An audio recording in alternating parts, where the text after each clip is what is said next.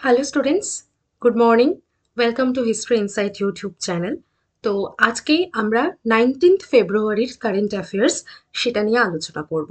তো চলো শুরু করছি আজকের ক্লাসটা। সকাল 7:15 তোমাদের সাথে আমার দেখা হয়, আমি তোমাদের অয়ন্তিকা ম্যাম। তো চলো আজকের ক্লাসটা আমরা শুরু করি। তো প্রথমেই আমাদের যে নিউজটা রয়েছে দেখো, Grave Hawk hybrid surface to air missile system. এটা একটা মিসাইল সিস্টেমের কথা বলা হয়েছে, যে মিসাইল সিস্টেমটি নাম রাখা হয়েছে গ্রেভ হক হাইব্রিড সারফেস। মানে কি দেখো, এই মিসাইলটা বেসিক্যালি তৈরি হয়েছে রাশিয়ার যে ক্ষেপণাস্ত্র রয়েছে। রাশিয়ার ইউক্রেনের মধ্যে যুদ্ধ চলছে, এটা আমরা জানি। তো ইউক্রেনকে সাপোর্ট করার জন্য, ইউক্রেনকে হেল্প করার জন্য এটা কিন্তু তৈরি করা হয়েছে এই গ্রেভ হক এই মিসাইলটি। ঠিক আছে, কারা তৈরি করেছে সেটা আমাদের প্রশ্ন আসতে পারে। তো যুক্তরাজ্য বা ইউকে ইউকে তোমার ইউক্রেনকে সাপোর্ট করে এইটা তৈরি করেছে। ঠিক আছে, কার সহায়তায় করেছে? ডেনমার্কের সহযোগিতায় এইটা করেছে। আর কার এগেনস্টে? না, রাশিয়ার এগেনস্টে। রাশিয়ার এগেনস্টে যাতে ইউক্রেন দাঁড়াতে পারে, ইউক্রেনের যে সামরিক বাহিনীকে আরো শক্তিশালী করার জন্য কিন্তু এই মিসাইলটিকে আনা হয়েছে। ঠিক আছে, এবং এই মিসাইলের কিছু গুরুত্বপূর্ণ বৈশিষ্ট্য রয়েছে যেগুলো ইউক্রেনকে একটা এক্সট্রা সুবিধা দেবে। সেটা হলো, দেখো এখানে নতুন অস্ত্র ব্যবস্থা এখানে কিন্তু রাখা হয়েছে। যেরকম দেখো, এটা একটা হাইব্রিড এয়ার মিসাইল। ঠিক আছে, যেটা কিনা যার সারফেসটা মানে যেটা ভূমি থেকে মাটি থেকে কিন্তু এটাকে লঞ্চ করা হয়। এবং তোমরা দেখতে পাচ্ছ এখানে ছবিও রয়েছে। তো এটা কিন্তু মাটি থেকেই লঞ্চ করা হচ্ছে এবং আকাশের দিকে এটা কিন্তু যেতে পারে। এবং এটা একটা ভূমি থেকে আকাশের দিকে নিক্ষেপযোগ্য একটা ক্ষেপণাস্ত্র ব্যবস্থা। ঠিক আছে, তো আমাদের এইটুকু শুধু মনে রাখতে হবে যে এই মিসাইলটার নাম কি রাখা হয়েছে, কারা তৈরি করেছে, কাদেরকে সাপোর্ট করে তৈরি করেছে এবং কাদের আগেনস্টে তৈরি করেছে। এই কয়েকটা জিনিস আমাদেরকে একটু মনে রাখতে হবে। তো চলো পরের নিউজে যাচ্ছি। পরের নিউজে দেখো, একটা ডিজিজের কথা বলা হয়েছে, মিজলস। মিজলস আমরা জানি, মিজলস কি? মিজলস হচ্ছে হাম বা পক্সের মতো যেগুলো হয় আমাদের শরীরে, সেগুলোকে আমরা মিজলস বলে থাকি। তো এই মিজলস ডিজিজ এখন খুব নিউজে এসেছে। কেন এসেছে? কারণ এটি আমাদের মার্কিন যুক্তরাষ্ট্রে, ইউএসএতে, বিশেষ করে ইউএস এর একটা জায়গা যেটা টেক্সাস, সেখানে কিন্তু প্রচন্ড পরিমাণে ছড়িয়ে পড়ছে। ঠিক আছে, এবং আমরা জানি যে মিজলস কিন্তু খুব ছোঁয়াচে রোগ, তাই তো? এটা ভীষণই ছোঁয়াচে রোগ, সংক্রামক একটা ব্যাধি। এবং এটা কিসের মাধ্যমে ছড়ায়? ভাইরাসের মাধ্যমে কিন্তু ছড়ায়। এগুলো থেকে প্রশ্ন আসতে পারে যে মিজলস কি বাহিত রোগ? তাহলে আমাদের বলতে হবে ভাইরাস বাহিত রোগ হচ্ছে মিজলস। ঠিক আছে, এবং এটা কেন বেশি করে এরকম ভাবে ছড়াচ্ছে? কারণ প্রথমত হচ্ছে অনেকেই টিকা নেয় না, অনেকেই এটাকে ইগনোর করে যায়। তো তাই জন্য টিকা নেওয়ার যে অ্যাওয়ারনেস সেটা অনেকটা কম, তাই জন্য হয়। আরেকটা হচ্ছে বিভিন্ন আন্তর্জাতিক ভ্রমণ ঘটছে। ঠিক আছে, তো এই কারণেই কিন্তু ইন্টারন্যাশনাল ট্রাভেল যেগুলো হচ্ছে, তার ফলেই কিন্তু এই যে একটা সংক্রামক ব্যাধি ছড়িয়ে পড়ার, তো এটাই মেন একটা জায়গা যে আমরা লোকের সংস্পর্শে আসছি, সেই ব্যাধিটাকে বহন করে আমি অন্য জায়গায় যাচ্ছি, তো সেখানকার মানুষের সংস্পর্শে যখন আসছি আমার এই ব্যাধিটা ছড়িয়ে পড়ছে। আচ্ছা, 2 নম্বর পয়েন্ট হচ্ছে, দেখো এটা একটা বায়ুবাহিত রোগ। ঠিক আছে, এয়ারের মাধ্যমে ছড়ায়। এবং এটা কোন ভাইরাস, যদি বলে কোন ভাইরাস দ্বারা সৃষ্ট রোগ, তাহলে আমাদের নামটা ভালো করে মনে রাখতে হবে, প্যারামাইক্সো ভাইরাস।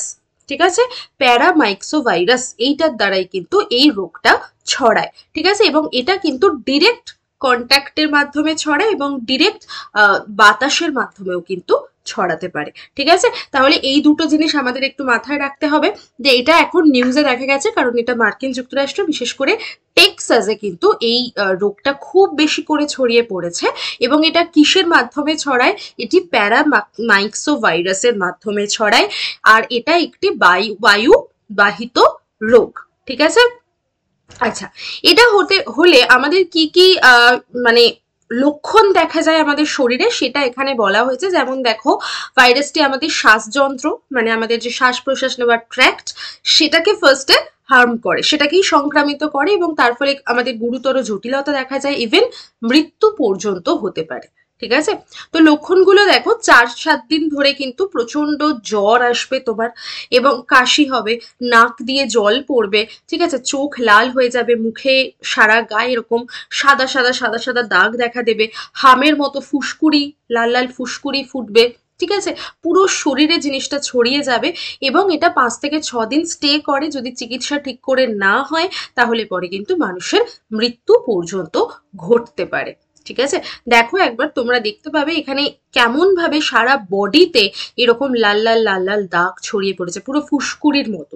ঠিক আছে, আর কি হয় এখানে দেখো, দিয়ে দিয়েছে যে কি কি সিমটম দেখা দেয়। ফিভার দেখা দেবে, রেড ব্লাচি র্যাশ দেখা দেবে, ঠিক আছে, এই যে এগুলো, ঠিক আছে, রেড ইনফ্লেমড হাই, চোখগুলো পুরো লাল হয়ে যাবে, চোখেও কিন্তু চোখের মধ্যেও অ্যাকচুয়ালি এগুলো ছড়িয়ে পড়ে, ফলে চোখও লাল হয়ে যায়। তার ফলে রানি নোজ, মানে নাক দিয়ে জল, কন্টিনিউয়াসলি জল কাটবে নাক দিয়ে, হাঁচি হবে, কাশি হবে, প্রচন্ড কাশি হবে, ঠিক আছে, এবং আমাদের গলাটাকে পুরো একদম, মানে গলাতেই মেনলি এটা অফেক্ট করে, এই ভাইরাসটা না পুরোটা গলাকেই অফেক্ট করে। তার ফলে কি হয়, শ্বাস প্রশ্বাস নিতে কষ্ট হয়, এবং তারপর একটা টাইমে যদি খুব বেশি পরিমাণে হয় তাহলে কিন্তু মৃত্যু ঘটতে পারে। দেখো আমাদের ফুসফুসে প্রচন্ড পরিমাণে এটা হ্যাম্পার করছে, ঠিক আছে, সিভিয়ার ডায়রিয়া দেখা দেয়, প্রচন্ড পরিমাণে ডায়রিয়া হতে পারে, এই ধরনের প্রচুর ব্লাইন্ডনেস পর্যন্ত হতে পারে, কানের সমস্যা হতে পারে, ঠিক আছে, সমস্ত মানে ব্রেনের সমস্যা হতে পারে, বিভিন্ন টাইপের সমস্যা কিন্তু দেখা দিতে পারে পুরো বডির মধ্যে। এই মিসেলস যে ডিজিজটা, এটা কিন্তু ভয়ঙ্করভাবে ছড়িয়ে পড়ে। ঠিক আছে, তো তার জন্য সব থেকে বেশি পরিমাণে যেটা দরকার সেটা হচ্ছে মাস্ক ব্যবহার করা, যাতে অন্যের সংস্পর্শে আসলেও তার শরীরের বাহিত রোগ যে আমাদের শরীরে যেন প্রবেশ করতে না পারে, তাই জন্য মাস্ক পরে থাকো। আর নয়তো তোমার যদি কোথাও তুমি টাচ করছো কোনো বাজে জায়গা, ধরো পাবলিক এরিয়া যেগুলো, সেই টাচ করছো, হাত স্যানিটাইজ করে নাও, সেই হাত তারপরে চোখে মুখে তুমি লাগাও, যেরকম ভাবে আমরা করোনার টাইমে প্রিকশন নিয়েছিলাম সেরম ভাবেই কিন্তু এই সমস্ত রোগের ক্ষেত্রে আমাদের প্রিকশন নেওয়া ভীষণ ভীষণ ইম্পর্ট্যান্ট। না হলে আমরা বুঝতেও পারবো না যে কখন এর ভাইরাস আমাদের শরীরের ভেতর ঢুকে যাচ্ছে, এবং আমাদেরকে কিন্তু এরকম একটা গুরুতর সমস্যার সম্মুখীন হতে হবে। তো আরেকটা যেটা দরকার সেটা হচ্ছে টিকা নেওয়া। যাদের যাদের হাম বা পক্সের টিকা নেওয়া নেই তারা কিন্তু ইমিডিয়েটলি কন্ট্যাক্ট করে তোমরা কিন্তু টিকার ব্যবস্থাটা করতে পারো। ঠিক আছে, তো এটাও একটা মেন জায়গা যে তোমরা টিকা অনেকে নেয় না, অনেকের মধ্যে সেই সতর্কতাটা নেই, তাদের ক্ষেত্রে কিন্তু এই রোগ হওয়ার চান্স অনেক বেশি হয়ে যায় এবং তাদেরকে বাঁচানো খুব ডিফিকাল্ট হয়ে যায়, তাই তো। তো সেই কারণে টিকা নেওয়াটা খুব দরকার। ওকে, তো এটা একটা অ্যাওয়ারনেস জনিত খবর তোমাদের কাছে পৌঁছালো। এর পরের নিউজে আমরা চলে যাই। দেখো এরপরে একটা ডে ডে রাখা হয়েছে। কিসের ডে? দেখো 17 ফেব্রুয়ারি আমরা কি পালন করে থাকি? Global tourism resilience day. এটা আমি যখন তোমাদের 17 ফেব্রুয়ারির কারেন্ট অ্যাফেয়ার্স পড়িয়েছিলাম কোনোভাবে মিস করে গেছি, তাই জন্য আমি আজকে এই নিউজটা তোমাদের জন্য এনেছি। তার একটাই রিজন, এটা তো আমরা প্রত্যেক বছর পালন করে থাকি, তাই তো। গ্লোবাল ট্যুরিজম রেজিলিয়েন্স ডে এটা কিন্তু জাতিসংঘ দ্বারা প্রত্যেক বছর পালিত হয়। ওকে, এটার মানে কি?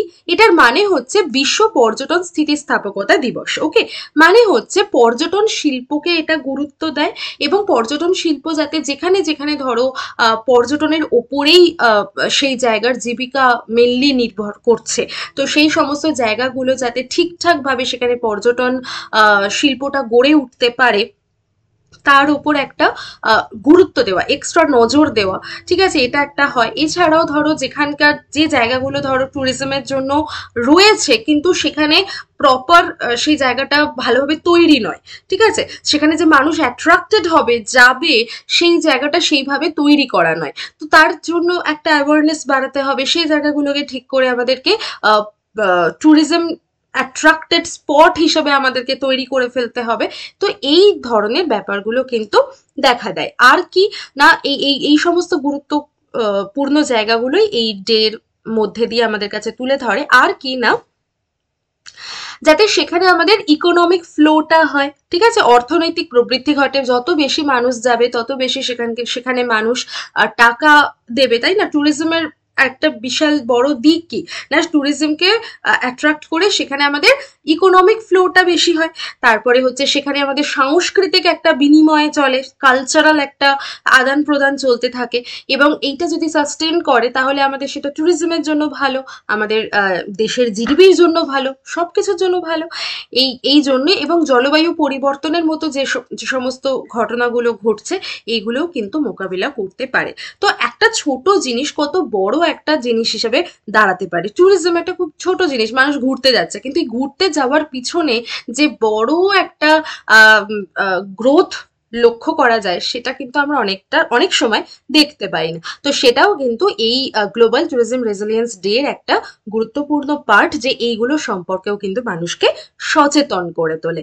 আচ্ছা, এটা কেন নিউজে এসছে এখন না, 2025 সালে জাতিসংঘ এই জলবায়ু স্থিতিস্থাপক পর্যটনকে এগিয়ে নিয়ে যাওয়ার জন্য, মানে ধরো ক্লাইমেটের সঙ্গে সামঞ্জস্য রেখে, ওকে, ক্লাইমেটকে গুরুত্ব রেখে, ক্লাইমেটকে ইম্পর্টেন্স দিয়ে যে পর্যটন শিল্প গড়ে উঠছে সেটাকে যাতে ভালোভাবে এগিয়ে নিয়ে যাওয়া যায়, এবং জলবায়ুর এই যে চেঞ্জেস হচ্ছে, র্যান্ডম চেঞ্জ হচ্ছে, সেটাকে যাতে অ্যাভয়েড করা যায়, জলবায়ুর পদক্ষেপের ওপরেও কিন্তু একটা বিশ্বব্যাপী আলোচনা সভা আনা হচ্ছে বা আয়োজন করা হচ্ছে, যার জন্যই কিন্তু এটা এখন বেসিক্যালি নিউজে এসেছে। 2025 সালে কিন্তু এই ট্যুরিজম রেজিলিয়েন্সকে ঘিরে একটা আয়োজন সভা বা আলোচনা সভা আয়োজন করা হবে। ওকে, আর 2025-এর থিম কি রাখা হয়েছে দেখো, থিমটা ইম্পর্টেন্ট, থিমটা আমাদেরকে জানতে হবে।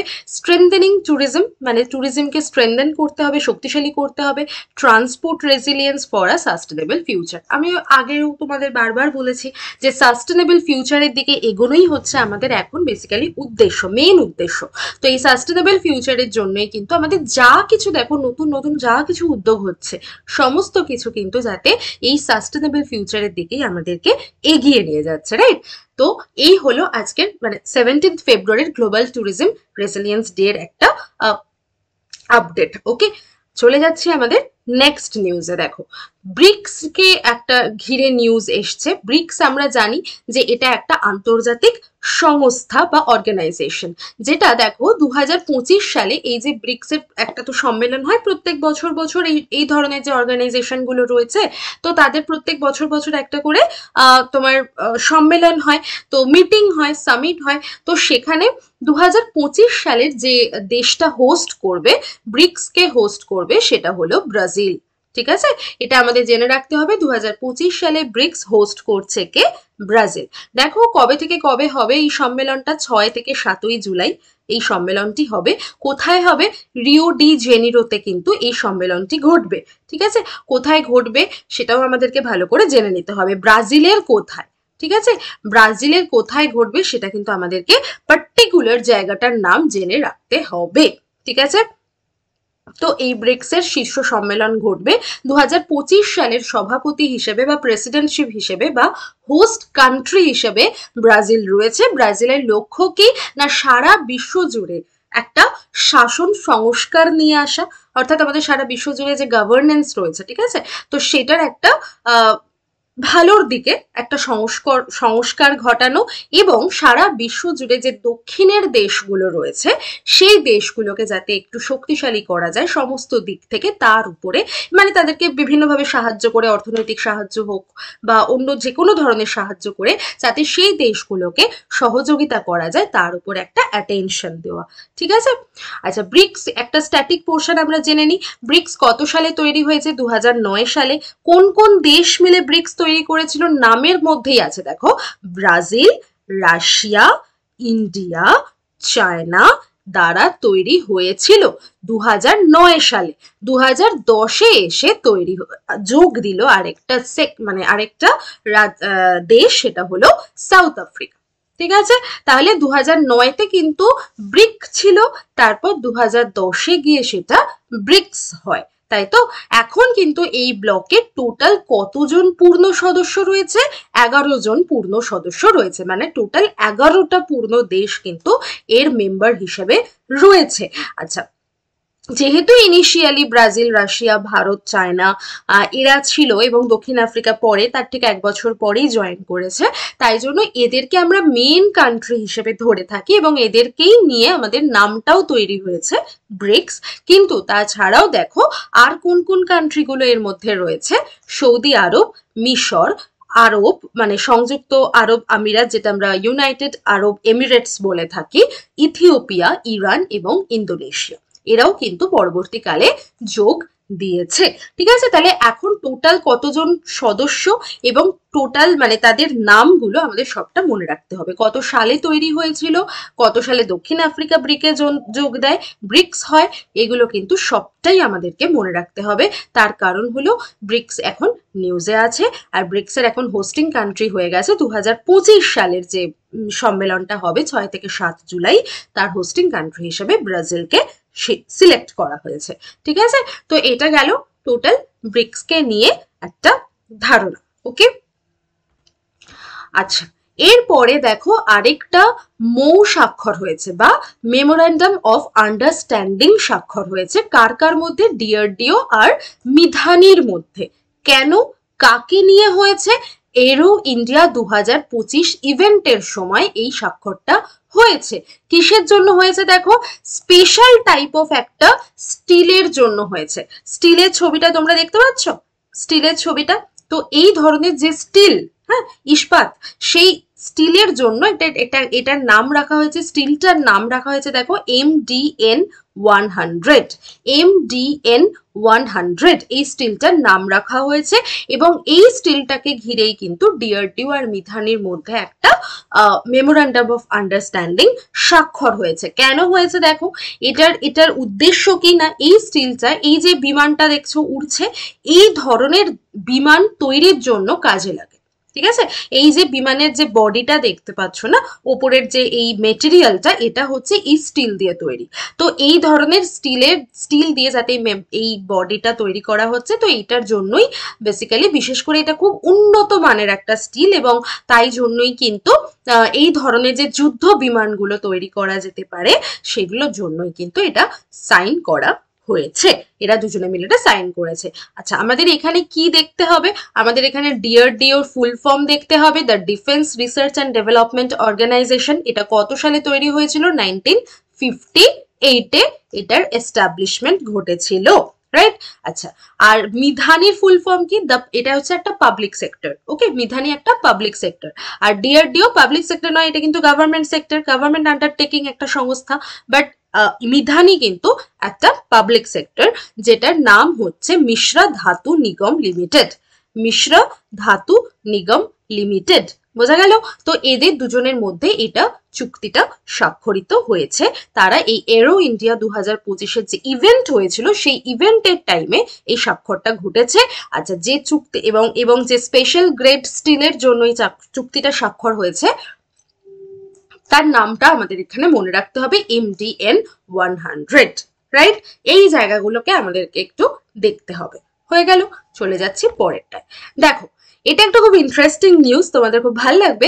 আন্টার্কটিক মিজ বলে এক ধরনের পিঁপড়ে বা পোকা রয়েছে, ঠিক আছে? আর এটা পোকা, পিঁপড়ের মতো দেখতে, বাট এটা নট পিঁপড়ে, এটা একটা পোকাই। ওকে, তো এই পোকাটার নাম হচ্ছে আন্টার্কটিক মিজ, আর এর যদি সায়েন্টিফিক নাম বলো বা এটার আরেকটা নাম বলতে পারো বেলজিকা আন্টার্কটিকা। ঠিক আছে, বেলজিকা আন্টার্কটিকা, এটা হলো আন্টার্কটিকার একটা একমাত্র নেটিভ পোকা, মানে একমাত্র পোকা, স্থলজ পোকা বা যেটা আমাদের স্থলে থাকে সেই ধরনের পোকা হচ্ছে এই বেলজিকা আন্টার্কটিকা বা আন্টার্কটিক মিজ। ওকে, এটা পৃথিবীর মানে সব থেকে কঠোরতম জলবায়ুতে বেঁচে থাকার জন্য, আন্টার্কটিকের টেম্পারেচার সম্পর্কে তোমরা সকলেই জানো যে আন্টার্কটিকে কতটা ঠান্ডা পড়ে, সেই ঠান্ডার সাথে যাতে মোকাবিলা করতে পারে এই ধরনের পোকাটা, তো তার জন্য সেইভাবেই এরা অভিযোজিত হয় বা সেইভাবেই কিন্তু এদের দেহের সমস্ত স্ট্রাকচারটা তৈরি হয়েছে। ঠিক আছে, এদের শরীরে এক ধরনের তরল পদার্থ থাকে যেটা 70% পর্যন্ত যে ঠান্ডা সেটাকে কিন্তু সহ্য করতে পারে। ঠিক আছে, কিন্তু কেন এটা নিউজে এসছে, এই পোকাটা আমাদের আন্টার্কটিকের যে বাস্তুতন্ত্র তার জন্য কিন্তু খুব ইম্পর্টেন্ট। ঠিক আছে। আন্টার্কটিকার বাস্তুতন্ত্রের জন্য এই পোকাটা ভীষণ ইম্পর্টেন্ট, কারণ এই পোকাটাকে ঘিরে বা পোকাটাকে খেয়ে আবার অনেকে জীবন ধারণ করে থাকে, রাইট। তো এই পোকাটা এখন কি বলবো বিলুপ্তির পথে। তার ফলে আন্টার্কটিকার যে বাস্তুতন্ত্র সেটাও কিন্তু একটা গুরুতর মানে সমস্যার দিকে এগিয়ে যাচ্ছে বা গুরুতর একটা বিপদের দিকে এগিয়ে যাচ্ছে। ঠিক আছে, যেহেতু আমরা জানি যে বরফ প্রচন্ড পরিমাণে গলে যাচ্ছে, আন্টার্কটিকার টেম্পারেচার বেড়ে যাচ্ছে, তাই জন্য এই পোকাগুলোর সার্ভাইভ করার ক্ষমতা কমে যাচ্ছে। কারণ আমি কি বললাম, কারণ এই পোকাগুলো চরমতম ঠান্ডায় যাতে বাঁচতে পারে সেইভাবে তাদের শরীরের সমস্ত স্ট্রাকচার সেইভাবে তারা কিন্তু অভিযোজিত হয়। এবার যদি গরম বাড়তে থাকে আন্টার্কটিকায়, তাহলে অবভিয়াসলি পোকাগুলো তো আস্তে আস্তে মৃত্যুর দিকে এগিয়ে যাবে না, কারণ তার শরীরে বা তার যে এই লার্ভাগুলো যারা কিন্তু ডায়াপজ অবস্থায় একটা নিস্তেজ অবস্থায় মাঝখানে থাকে, সেই সময় লার্ভাগুলো কিন্তু কোনো রকম নড়াচড়া করে না। তো সেই জায়গায় সে 6 মাস পর্যন্ত সেই লার্ভাগুলো কিন্তু নিষ্ক্রিয় অবস্থায় থাকে, তারপর আস্তে আস্তে সেই লার্ভাগুলো বেরোতে থাকে। ঠিক আছে, লার্ভাগুলো থেকে এই পোকাটা জন্ম নিতে থাকে। তো এই পুরো প্রসেসটাই তো বিঘ্নিত হচ্ছে এই টেম্পারেচারের জন্য। দেখো এখানে আমি পুরো গল্পটা বলে দিলাম, এখানে কিন্তু সেটাই পুরোটা লেখা রয়েছে, তাই জন্য আমি আর তোমাদেরকে এখানে ডিসকাস করছি না। তোমরা যখন পিডিএফটা পেয়ে যাবে, এই যখন ভেতরটা পড়বে তখন তোমরা বুঝতে পারবে। ঠিক আছে, আর এখানে যারা একটু সিরিয়াস স্টুডেন্ট, যারা একটু ভালো করে পড়তে চাও, তাহলে এই পোকাটা কেমন ভাবে জীবন ধারণ করে, মানে তাদের কিভাবে ফার্টিলাইজ হয়, কেমন করে সে পোকা থেকে লার্ভা থেকে পোকায় পরিণত হচ্ছে, পুরো জীবন চক্রটা ওদের এখানে আমি দিয়ে দিয়েছি।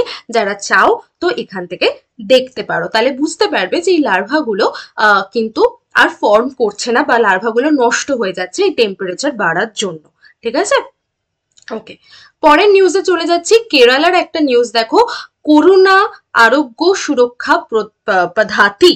ঠিক আছে, এটা হচ্ছে একটা স্বাস্থ্য সেবার জন্য একটা স্কিম আনা হয়েছে, যেটা কেরলে আনা হয়েছে।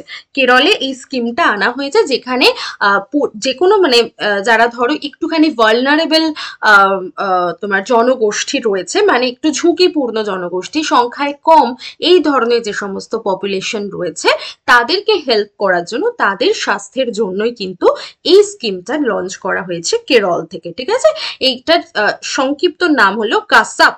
ঠিক আছে, কাসাপ, করোনা আরোগ্য সুরক্ষা পদ্ধতি। ওকে, এটা লক্ষ্য কি না, এটা প্রত্যেক পরিবারকে অ্যানুয়ালি বার্ষিক 5 লক্ষ টাকা দেবে স্বাস্থ্যের জন্য, স্বাস্থ্য কভারেজ। ওকে, তো এটা একটা ওই হেলথ স্কিম টাইপের, এবং টোটাল দেখো তাতে 41.99 মানে প্রায় 42 লক্ষ পরিবার কিন্তু এতে উপকৃত হবে। এবং সেকেন্ডারি আর টার্সিয়ারি মানে একটু সিরিয়াস বা প্রচন্ড হাই সিরিয়াস যে ধরনের, মধ্যম সিরিয়াস এবং হাই সিরিয়াস এই ধরনের যে হেলথ কেয়ার গুলো রয়েছে, সেগুলোতেই কিন্তু এদের সার্ভিস পাবে। ঠিক আছে, এর ফলে কি না, যারা ধরো খুব কম আয় যাদের, যে সমস্ত পরিবারের, তারা কিন্তু এই যে স্কিমটার জন্য অনেকটাই উপকৃত হবে। তাই জন্য এই স্কিমটা কেরল থেকে আনা হয়েছে। কেরল, এই স্কিমটার নামটা মনে রাখবে, কাসাপ। ঠিক আছে, ওকে। ভারত টেক্স 2025, এটা একটা ইম্পর্টেন্ট জায়গা, কিন্তু খুব ছোট একটা নিউজ, জাস্ট এইটুকু মনে রাখো। ভারত টেক্স 2025 এটা গ্লোবালি একটা টেক্সটাইল ইভেন্ট। ওকে, গ্লোবালি এটা অনুষ্ঠিত হয়েছে, একটা টেক্সটাইল ইভেন্ট। ওকে, এবং এটা কোথায় হয়েছে, এটা হচ্ছে নিউ দিল্লিতে কিন্তু এটা ঘটনাটা ঘটেছে। নিউ দিল্লির যে ভারত মণ্ডপম, সেখানে কিন্তু এই টেক্সটাইল ইভেন্টটি সংঘটিত হয়েছে। কবে? 14 থেকে 17 ফেব্রুয়ারি পর্যন্ত এই ইভেন্টটি ঘটেছে। এর নাম রাখা হয়েছে ভারত টেক্স 2025। এই ইভেন্টে প্রধানমন্ত্রী নরেন্দ্র মোদী ভারতের যে টেক্সটাইল রপ্তানি বা টেক্সটাইলের ইম্পোর্ট, সেটাকে বাড়ানোর জন্য বা সেটার অগ্রগতির কথাই বলেছেন, এবং তার জন্যই কিন্তু এই ভারত টেক্স 2025কে মানে এর মেন উদ্দেশ্য বা মেন লক্ষ্য কিন্তু এটাই রাখা হয়েছে। এবং এখানে দেখো তিনি বলেছেন যে এটা একটা লক্ষ্য রেখেছেন তিনি, যে 2030 সালের মধ্যে, যেটা এখন বর্তমানে 3 লক্ষ কোটি টাকা রয়েছে, মানে 3 লক্ষ কোটি টাকার ভারতের টেক্সটাইল অন্যান্য জায়গায় রপ্তানি হয় বা এক্সপোর্ট হয়, সেটাকে বাড়িয়ে 9 লক্ষ কোটি টাকা করা হবে। ঠিক আছে, তো প্রায় মানে 6 লক্ষ কোটি টাকার এক্সপোর্ট যাতে বাড়ানো যায়, তাই জন্য একটা লক্ষ্য রাখা হয়েছে 2025-এ দাঁড়িয়ে 2030-এর মধ্যে, মানে 5 বছরের মধ্যে। ঠিক আছে, তো এটাই হচ্ছে ভারত টেক্স 2025-এর লক্ষ্য, এবং তাই জন্য এটা কিন্তু ইম্পর্টেন্ট একটা জায়গা, যেহেতু এখানে একটা লক্ষ্য বা এম ফিক্স করা হয়েছে বাই আমাদের ইন্ডিয়ার প্রধানমন্ত্রী নরেন্দ্র মোদী। ওকে, তো আজকে এই পর্যন্ত রইল তোমাদের নিউজ। এবার তোমাদেরকে একটুখানি আমি সারফেসটা দেখিয়ে দিই। হিস্ট্রি ইনসাইটের টেলিগ্রাম গ্রুপের যে সারফেসটা, সেটা কিন্তু এরকম দেখতে। তোমরা কিন্তু এই যে ইনভাইট লিংক দেখতে পাচ্ছ, এইটা দ্বারা সেই টেলিগ্রাম গ্রুপে জয়েন হয়ে যেতে পারো হিস্ট্রি ইনসাইটের। কেন জয়েন হবে? কারণ এইটার যে পিডিএফটা, সেটা কিন্তু তোমরা এই টেলিগ্রাম গ্রুপেই পাবে। ঠিক আছে, তো তোমরা এইটা থেকে জয়েন হয়ে যেতে পারো, অথবা তোমরা আরেকটা জিনিস যেটা করতে পারো, শোভন স্যারের ছবি তোমরা দেখতে পাচ্ছ, তো হিস্ট্রি ইনসাইট বলে সার্চ করলেও টেলিগ্রাম লিঙ্কে তোমরা পেয়ে যাবে। আর যে কোনো তোমাদের কোয়ারির জন্য, যে কোনো প্রবলেমের জন্য তোমরা এই নাম্বারটায় ফোন করতে পারো সকাল 10টা থেকে বিকেল 5টার মধ্যে। আর এই নাম্বারটায় তোমরা চাইলে হোয়াটসঅ্যাপ করতে পারো যে কোনো টাইমে তোমাদের যে কোনো প্রবলেমের জন্য। এবং এই হোয়াটসঅ্যাপ গ্রুপেও কিন্তু শোভন স্যার সারাক্ষণ তিনি কিন্তু তোমাদের হেল্প করার জন্য রয়েছেন। তোমরা কিন্তু সেখানে জয়েন হয়ে যেতে পারো। ওকে, তো চলো আজকে এই পর্যন্তই রাখছি ক্লাসটা। সকলকে থ্যাংক ইউ, দেখা হবে আবার আগামীকাল।